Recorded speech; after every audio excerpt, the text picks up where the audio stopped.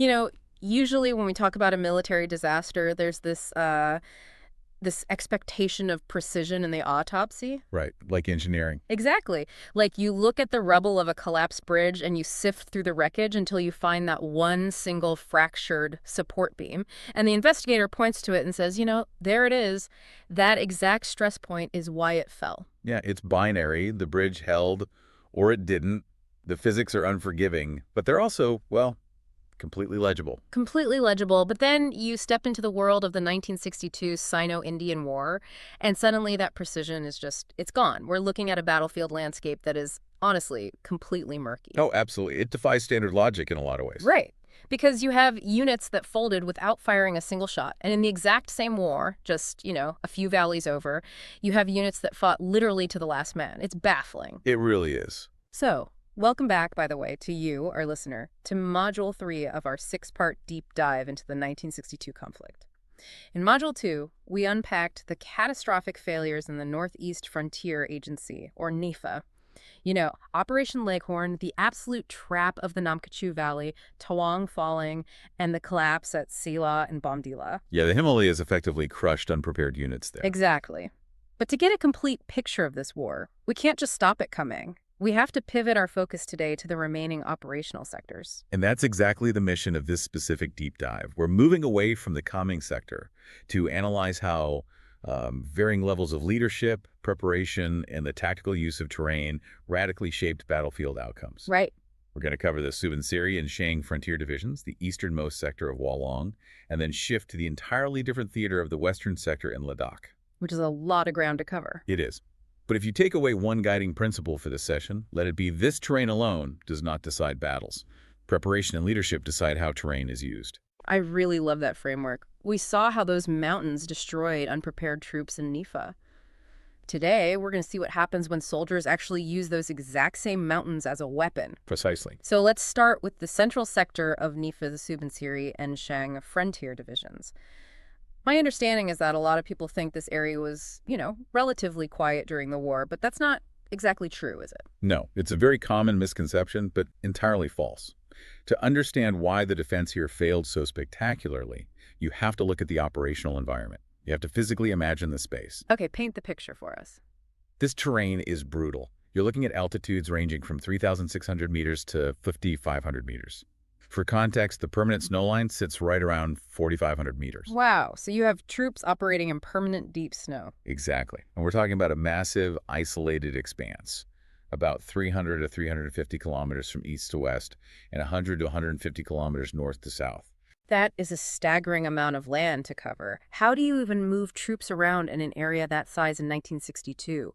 Were there highways, dirt tracks? I mean, what did they have? Road communications on the Indian side were practically non-existent. There was exactly one motorable road in the entire area of operations. Just one. Just one, running from Major Barry to Walong. That's it. Everything else is a foot track or a hunter's trail. Because of the way the mountain ranges crisscrossed the region, moving troops across valleys was painfully time-consuming. So they're just hiking? Basically, you could see an adjacent peak, right? But getting there meant climbing down thousands of feet into a gorge, crossing a freezing river, and climbing thousands of feet back up. Okay, wait. If you don't have roads and your troops are separated by massive gorges, how are you keeping them fed? How do you get bullets to them? It sounds like an absolute logistical nightmare. It was entirely reliant on an umbilical cord in the sky. All Indian troops in the sector were air-maintained. So planes dropping supplies. Yeah, they were supplied by Kalinga Airways, utilizing a few advanced landing grounds, or ALGs, at places called Along, Minchuka, and Tooting. Initially, the defense of this vast border was handed to the Assam Rifles. Yeah. By November 1959, the 4 Infantry Division took over, specifically the 5 Infantry Brigade, and later the responsibility passed to the 192 Infantry Brigade. We're looking at units like the 2 JK Roofs, 2 Madras, and the 28 Gorkha Rifles. But because of the terrain, they were spread incredibly thin, right? Like chopped up into tiny, isolated posts. Exactly. They were marooned. So you have these Indian soldiers essentially trapped on islands of rock and snow, totally dependent on planes. What was the Chinese strategy here? Were they pushing a massive, highly supplied army through these roadless valleys to wipe them out? Fascinatingly, no. For the Chinese, this was strictly a secondary theater. Their primary offensive was always the Kunming sector we covered in the last deep dive. Right. In Suban, Syria, and Shang, the Chinese applied a classic military concept economy of force. They didn't even use specialized frontline combat troops. Wait, really? Who did they send? They scraped together an ad hoc force of about 2,200 men. They milked units from the Shannan, Lindsay, and Lhasa areas, essentially pulling garrison troops and border guards, and placed them under the command of Tang Guansun. Who was he? He was the political commissar of the Tibet Military Command. Their aim was brilliantly simple: tie down the maximum number of Indian troops using the smallest possible force and grab enough territory to stake their political claim lines. Ah, so they didn't need to destroy the Indian army here. They just needed to paralyze it. Exactly, just pin them in place. Okay, let's unpack this chain reaction. You have harsh, isolating terrain that physically restricts movement. You have Indian forces scattered across isolated posts like Asafala, Limekiln, and Manchukuo with terrible communication. And you have a Chinese force that isn't even their A-team. What's the actual operational result when the shooting starts? Uncoordinated responses and a total catastrophic collapse of command will. Wow. Total collapse. Yeah. The Chinese commenced their probing attacks between October 21st and 23rd. But instead of returning fire and holding their ground, Indian posts were frequently ordered by higher headquarters to withdraw before any major engagement even occurred. Before they even fought. Yeah. You can trace this collapse directly to the tragedy of the 28 Gorkha rifles at Manchukuo. Okay, I was looking at the numbers for Manchukuo in the sources, and I am completely lost. You've got over 800 Indian troops sitting there, plus 6 platoons of Assam rifles. Right. And the Chinese column advancing on them consisted of approximately 2 companies, so maybe 200, 250 men. By all logic, the Indian forces should hold that position effortlessly. But on November 18th, they abandon it without firing a single shot. Was this just pure panic, or was there some twisted tactical logic here? It was a failure of leadership at the highest local level. Yeah. The brigade commander and the battalion commander looked at the map, looked at their isolation, and decided the position was, quote-unquote, untenable. Untenable, with a massive numerical advantage. Exactly. They abandoned it on the night of November 18th. They had regular troops against an ad hoc force, but the commanders fundamentally lost the will to fight. And the withdrawal itself was a disaster. How so? If you're falling back without being shot at, shouldn't it be an organized retreat? You have to remember the terrain. They're moving at night through unfamiliar, treacherous, freezing mountain passes. A party led by the commanding officer himself, Lieutenant Colonel D.A. Taylor, got lost on a narrow hunter's track. Oh, no. The sheer physical toll of climbing at that altitude without proper logistical support took over. He died of exhaustion. Just physically gave out. That's horrible. Meanwhile, the main party of retreating soldiers was eventually ambushed by the Chinese. They suffered 42 casualties, including 3 officers, and many were taken as prisoners of war. It's like setting up a highly complex, expensive alarm system in your house, but the absolute second you hear a twig snap outside, you dismantle the alarm yourself and run out the back door into the freezing woods, where you get lost and freeze to death. That's a great analogy. I mean, why deploy over 800 troops to an untenable position at all if you aren't going to use them to defend it? That is the exact analytical question military historians ask. If a position is deemed untenable before the first shot is even fired, occupying it in the first place exhibits a total failure of operational planning. Right, because you've already decided you're going to lose. Exactly. It showcases a complete lack of fighting spirit at the brigade and battalion command level in this specific sector. The isolation of the terrain defeated the Indian commanders psychologically before the Chinese even arrived physically. So Manchukuo shows us what happens when geography breaks a commander's will. The isolation just crushes them. But what happens when troops on the ground decide to fight despite catastrophic command failures? Then you get a very different story. Right. To answer that, we have to look at the exact opposite end of the map, to the far eastern edge of Nefa, the Lohit Frontier Division, and the Battle of Walong. Geographically, where are we setting the stage? Walong was a small hamlet near the strategic tri-junction of Tibet, Burma, and India. It was located about 30 kilometers from the McMahon Line. Crucially, it was 200 kilometers from the nearest roadhead at Teju. 200 kilometers without a road. How do you cover that? On foot. It was a 14-stage march over a precarious goat track just to get there. It took weeks of agonizing physical exertion. But, importantly, Walong had a small advanced landing ground capable of handling Indian Air Force otters and caribou aircraft. So that tiny dirt strip was their only lifeline. Exactly. And the Chinese buildup here, this wasn't an ad hoc economy of force like in the central sector. Entirely different. The Chinese had initially built up an infantry regiment, plus a reinforced battalion at Rima, just across the border.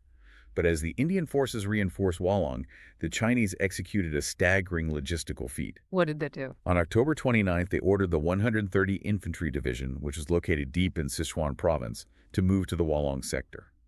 They moved a massive force, 1,800 kilometers in just 10 days, to the roadhead at Shugden. Wait, 1,800 kilometers in 10 days. In 1962, through Tibet. Yes. How do you even supply an army moving that fast? That is a terrifying level of logistical efficiency. It's a testament to Chinese infrastructure preparation. Yeah.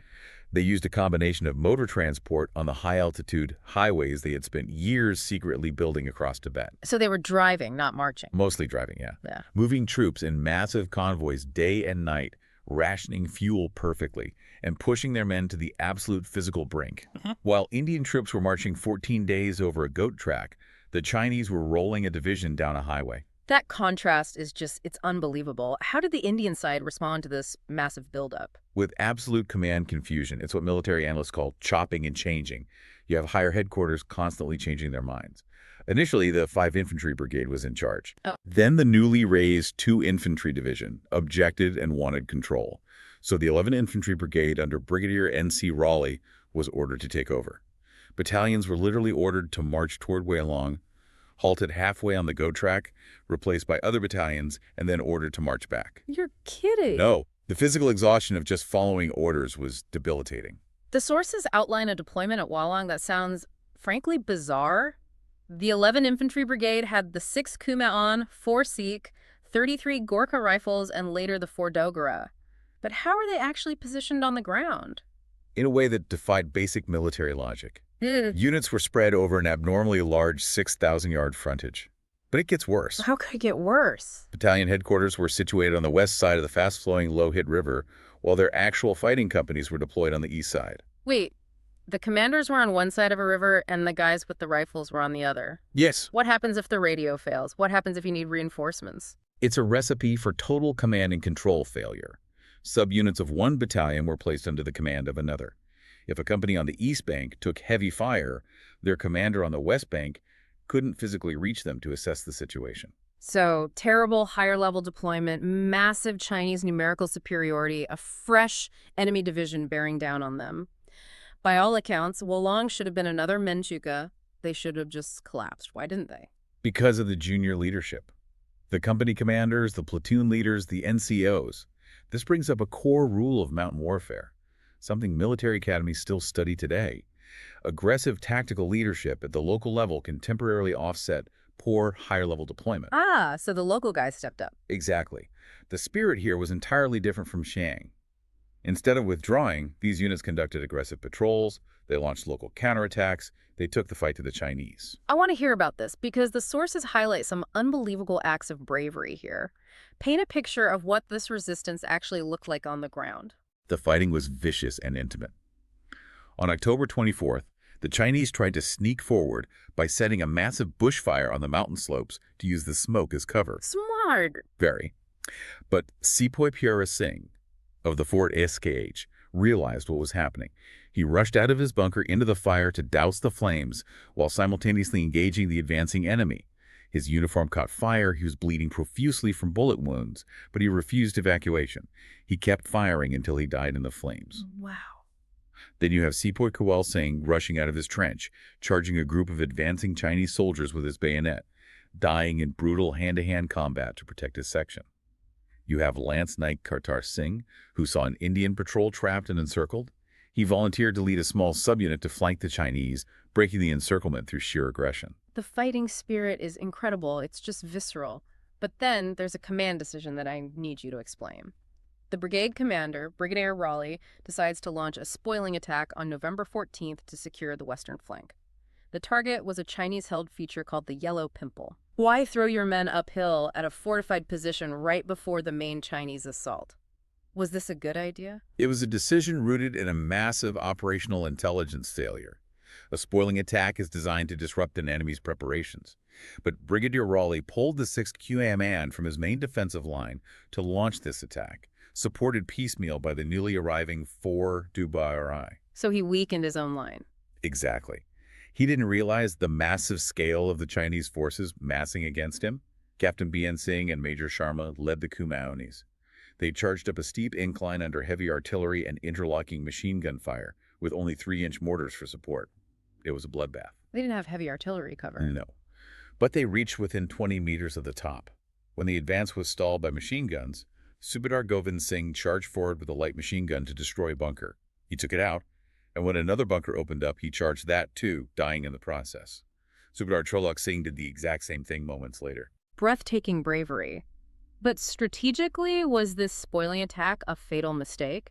It sounds like they threw away their only reserves, the 6th Tumime and the 4 Dodra, right before the storm hit. It was fatal. By the morning of November 15th, the 6th Kumaon was pushed back after fighting continuously for 24 hours. They were exhausted, their numbers depleted. The core defenses of Walong were laid completely bare.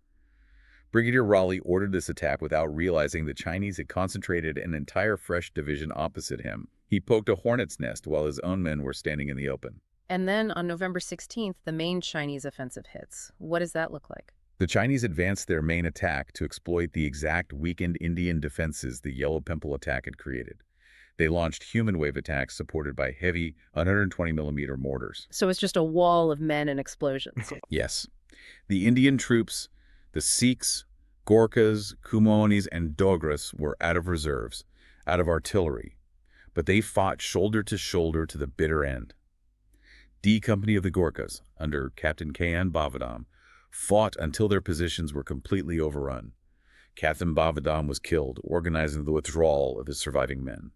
The detail that sticks with me from the sources is what happened after the war. 2 months after the ceasefire, when Indian troops finally returned to the Walong area to recover their dead, they found that the Chinese had marked the positions of the fallen. Yeah, that's a chilling detail. Indian soldiers were found still dead in their bunkers, their fingers frozen on the triggers, physically manning their weapons. They fought to the absolute last bullet. Which perfectly encapsulates the lesson of Walong. Tactical bravery and aggressive junior leadership inflicted massive casualties on a Chinese division. It proved that fighting spirit matters immensely. But ultimately, you cannot hold a geographically massive, logistically starved front with aggressive spirit alone when an entire enemy division is unleashed against you. Valor cannot replace bullets. That brings us perfectly to the western sector in Ladakh. If Nifa was defined by jungle mountains, massive gorges, and river valleys, Ladakh is a completely different planet. It's a high-altitude desert. What's the geographic reality we need to understand here to make sense of the battles? We're looking at the Aksai Chin Plateau. It's barren, freezing, and largely flat in the valleys. The defining strategic feature of this entire theater was Chinese Highway 215. Right, the road they built. Exactly. The Chinese had annexed Xinjiang to the north and Tibet to the south, and they secretly built this massive highway to connect the two, cutting straight across the Aksai Chin Plateau, which India claimed as its territory. And the Indian government's response to discovering this highway was the famous forward policy.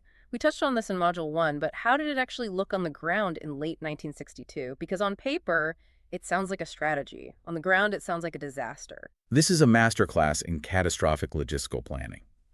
The intent of the forward policy was to push Indian troops forward to firmly hold unoccupied areas and act as tripwires against further Chinese infiltration. Right. They wanted to show the flag. Right. But the deployment was absurd.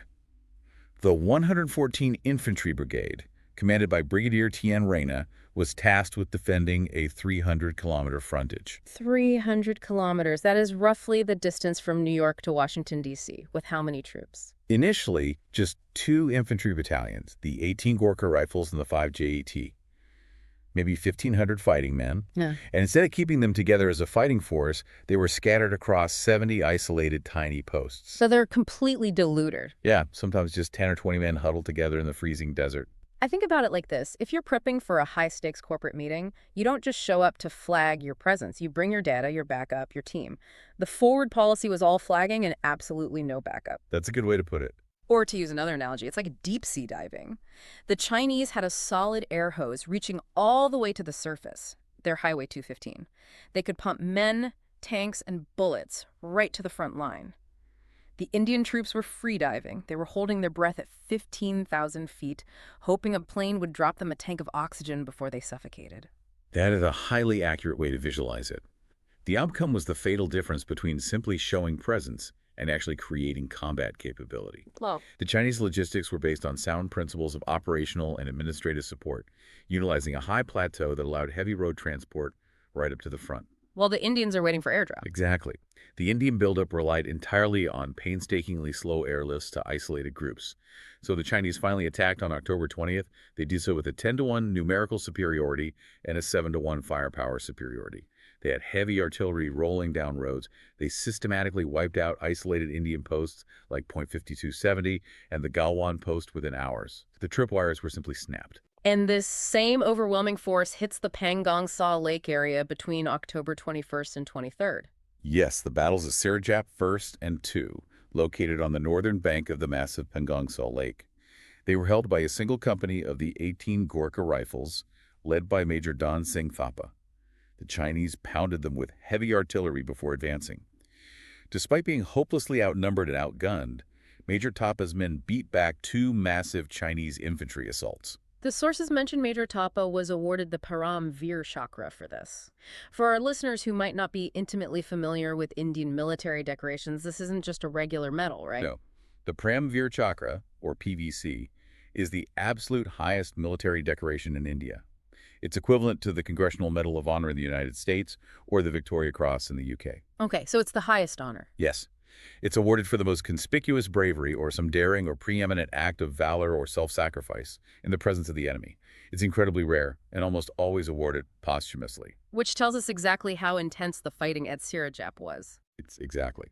During the third Chinese assault, having run out of ammunition, the surviving Gorkhas leapt from their trenches and engaged the Chinese in brutal hand-to-hand combat with their kukris, their traditional curved knives and bayonets.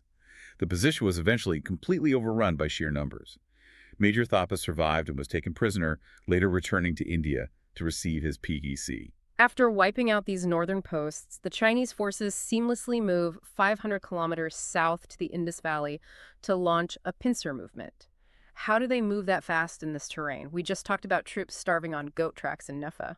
Because the open, barren, high-altitude desert terrain of Ladakh allowed the Chinese to move road vehicles with impunity.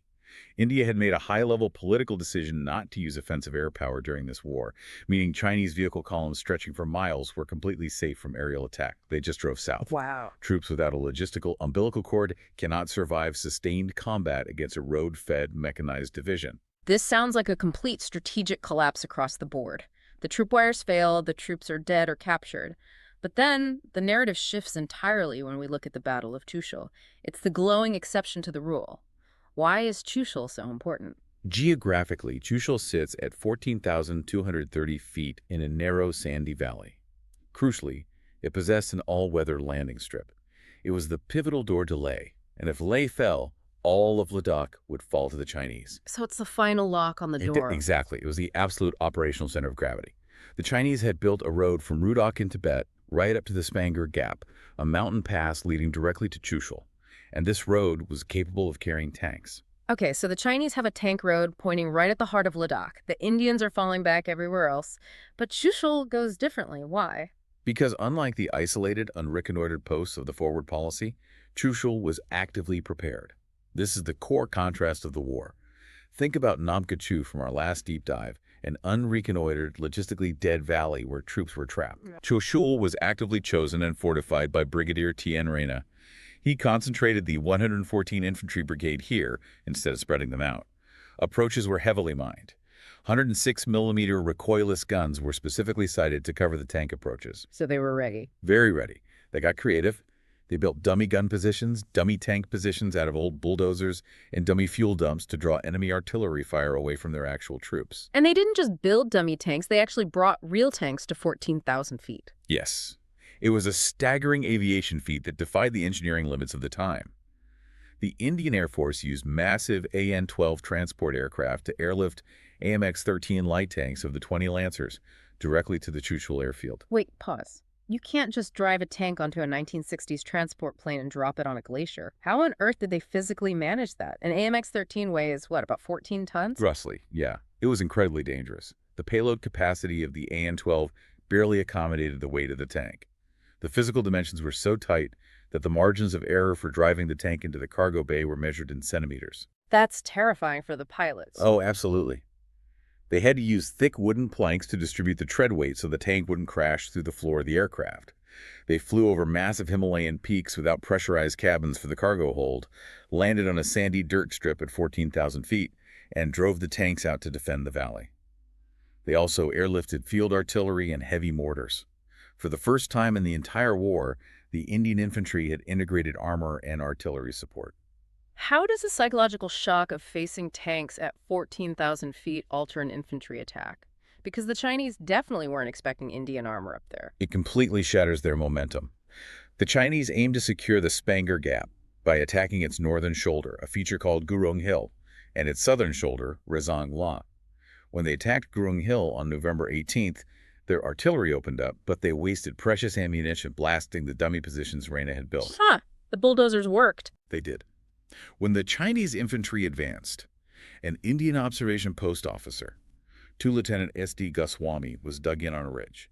He calmly directed devastatingly accurate defensive artillery fire right into the advancing Chinese ranks. And the AMX-13 tanks, how did they perform in that cold? The tanks, commanded by 2 Lieutenant S.P.S. Boswani, engaged the enemy with high explosive shells. But the atmospheric physics at 14,000 feet were brutal.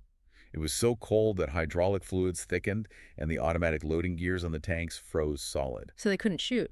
They could, but inside these freezing metal boxes, the crews had to manually heave and load the heavy tank shells in an oxygen-deprived environment. Despite the physical exhaustion, they decimated the human wave attacks. This combined arms approach, infantry, artillery, and armor working together, forced the Chinese into a slow, grinding battle instead of the quick rollover they had experienced at the northern posts. Which brings us to the southern shoulder of the Spanger Gap, the Battle of Rezang La. This is perhaps the most famous and certainly the most tragic stand of the entire war. Set the scene for us. What were the deployment conditions for the Indian troops here? Rezang La was a massive mountain pass, sitting at 16,000 feet. It was defended by C Company of the 13th Kumaon, consisting almost entirely of Ahir troops from Haryana commanded by Major Shaitan Singh. The total strength of the company was exactly 118 men, and they were deployed over a sprawling 2-kilometer frontage to cover the approaches. 118 men defending 2 kilometers against a Chinese division. That is incredibly thin. And there's a fatal terrain flaw here, right? We just talked about how artillery fire saved Gurung Hill on the northern shoulder. Why couldn't the artillery help Rezang La? Because of a term called being crested to artillery. What does that actually mean for the guys on the ground? It means that a steep mountain ridge physically stood between the Indian artillery guns down in the Chushul Valley and the troops up at Rezang La. If the Indian cannons fired, the trajectory of the shells would hit the top of the intervening mountain before they could reach the defensive slopes to protect their own men. This meant the 13 Kumaon had absolutely zero heavy gun support. They relied entirely on their personal weapons: bolt-action, .303 Lee Enfield rifles, 6 light machine guns, and a few light mortars. And what were the Chinese attacking with? Let's talk about the weaponry mismatch here, because it's vital. The Chinese infantry were equipped with 7.62 millimeter self-loading rifles, medium machine guns, heavy 120 millimeter mortars, and 57 millimeter recoilless guns specifically designed to burst bunkers. So mechanically, you have 118 Indians manually working the bolt of a WWII-era rifle, firing around, pulling the bolt back, pushing it forward, firing again, maybe getting off 15 to 20 rounds a minute with freezing numb fingers. And they are facing hundreds of Chinese soldiers with gas-operated semi-automatic rifles firing 40 rounds a minute, backed by heavy artillery. The math is horrifying. The Chinese attack begins on November 18th at 0400 hours under heavy snow and freezing winds. What happens? The Kumanis displayed incredible ironclad fire discipline. Under the command of Major Shaitan Singh, they held their fire in the pitch black. They waited until the enemy was well within range, let them bunch up, and then opened up simultaneously. Wow. They filled the gullies with Chinese casualties and physically broke the first massive frontal assault. The Chinese realized they couldn't just walk over them, so they set up a medium machine gun on a flank to pin down the Indian platoons. The source text has some incredible details of the tactical actions here. Lance Naik Ram Singh's charge, for instance. Tell us about that. Sudar Surja, who was commanding the 7th platoon, realized that the enemy MG was tearing his men apart and had to be silenced. Lance Naik Ram Singh and another soldier volunteered. They crawled out of their trenches, worked their way down the flank, and then stood up and charged the machine gun nest over open, snow-covered ground. Over open ground. Over open ground, Ram Singh was firing his weapon from the hip as he ran, until he was hit by a burst of MMG fire. He died just 5 feet away from the enemy gun, but his actions temporarily disrupted the Chinese fire. And what happened to Subedar Surja's platoon after that? As the Chinese artillery barrage finally lifted, Subedar Surja looked out and saw a massive Chinese formation advancing directly on his depleted platoon. He radioed company headquarters, calmly stated that they were going out to meet the assault, and led his remaining 11 men out of their trenches. Just 11 guys. Just 11. They engaged the Chinese in fierce hand-to-hand combat until every single man was dead. When their bodies were recovered months later by the Red Cross, every single soldier of 7 platoon had multiple bullet and bayonet wounds. They didn't take a single step back. There's also the story of Mayik Sahiram. Yes. After wiping out 7 platoon, the Chinese troops regrouped in that area, bunching up carelessly, assuming the sector was clear. Mayik Sahiram, commanding the adjacent section, had held his position silently. He waited until the Chinese were massed together in a tight group and then opened fire with his light machine gun, mowing them down in huge numbers and completely breaking that specific wave of the attack. Where is Major Shaitan Singh during all of this chaos? A 2-kilometer front is massive to command. He was moving from bunker to bunker in minus 30-degree temperatures. He was physically organizing the defense, shifting LMG fire, and inspiring his men. During one of these movements, he was hit by machine gun fire and mortally wounded. Oh, man. He was bleeding profusely, but he refused medical attention. He reorganized his remaining troops, explicitly instructing his men to disable their mortars so the Chinese couldn't use them, and to burn the code books. As his men tried to strap him to their backs to evacuate him down the mountain, he realized his dead weight was slowing them down and making them targets. He formally ordered them to leave him behind a boulder so they could escape. He bled to death there. He was awarded the Param Vir Chakra posthumously for his supreme leadership. The casualty figures for Rezang Law are just staggering to comprehend. Out of the 118 men of C Company, 109 died fighting. 5 were severely wounded and captured. Only 4 men returned alive to the battalion headquarters. But their sacrifice was not in vain. Peking Radio later admitted that China suffered its absolute worst casualties of the entire war at Rezang La. Hundreds of Chinese troops were killed by a single company of men. If we look at this through the lens of military analysis, tactical bravery versus strategic preparedness, at 16,000 feet, freezing, vastly outgunned, and knowing absolutely no artillery is coming to save you, what keeps a unit from breaking? Because logically, they should have surrendered. It is the ultimate case study in unit cohesion. What kept them from breaking was strict regimental pride. They were ahirs, deeply tied to the legacy of the Kuman Regiment, combined with localized, visible, fearless leadership from Major Shaitan Singh and sheer, unbreakable human will. Yeah. However, analytically, Rezang La proves a very grim reality of war. While courage at the tactical level is vital, it cannot completely compensate for strategic failures. The lack of artillery support and overhead bunker protection meant C Company was ultimately doomed. Yet their tactical bravery blunted the Chinese southern pincer. They delayed the Chinese long enough to effectively save the Chushul airfield from falling that day. Okay, let's step back and pull all of this together. If I'm looking at the big picture of this theater, trying to connect the dots of everything we've just discussed, how do we summarize the chain of events? Can we do a quick recall? Sure, let's run the operational chain sector by sector. First, Subansiri and Shang. We saw that terrain isolation led directly to uncoordinated withdrawals. The abandonment of Manchukuo by 800 troops without a fight was a catastrophic failure of command will. Right. Second, Walong. We saw the exact opposite spirit, an aggressive defense characterized by junior leadership and fierce hand-to-hand combat. They fought brilliantly and inflicted heavy casualties, but were ultimately overwhelmed by a hidden, massive Chinese division buildup that marched 1,800 kilometers in 10 days. Then the western sector. Right, the western sector in Ladakh. The forward policy completely exposed Indian logistics flaws.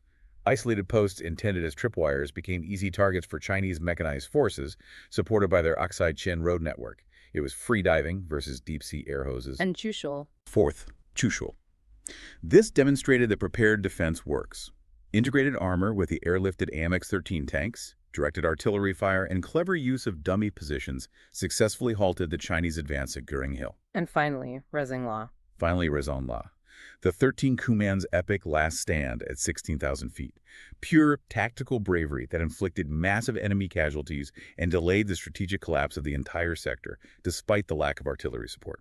And if there are specific concepts or names our listeners need to burn into their memory to truly understand this phase of the war, what are the top keywords? Write these down. Suban-Sijang Isolation, Walong Tri-Junction, the 11 Infantry Brigade, the Aksai-Chin Highway 215, the Forward Policy Tripwires, the Chushul Airfield, the AMX-13 Airlift, Gurung Hill Artillery, Rezang La, and the 13 Kumail. Perfect. So after analyzing these battlefield events across the different sectors, we've seen the what and the how, we've seen how terrain, logistics, and localized leadership dictated who lived and who died. But the next module moves to the deeper question, why did these outcomes actually occur on a macro level? All right, the bigger picture. In Module 4, we will zoom out from the trenches to examine the political factors in New Delhi, the higher direction of war, operational art, and the ultimate command failures at the very top of the government and military hierarchy that put these men in these impossible situations to begin with. But before we go, I want to leave you with a final thought to mull over, connecting the past to the present. If the staggering tactical bravery of 118 men at Rezang La was required to save the Chushul airfield simply because of a strategic lack of artillery support and road access, how does modern India-China border defense balance the integration of high-tech weaponry, drone surveillance, and mountain logistics today? The ultimate goal of modern military planning is ensuring that we never, ever have to ask a single isolated company of men to hold off thousands of attackers with bolt-action rifles again. From the murky, muddy waters of strategic diagnosis to the stark, frozen reality of the Himalayas, we'll see you in Module 4.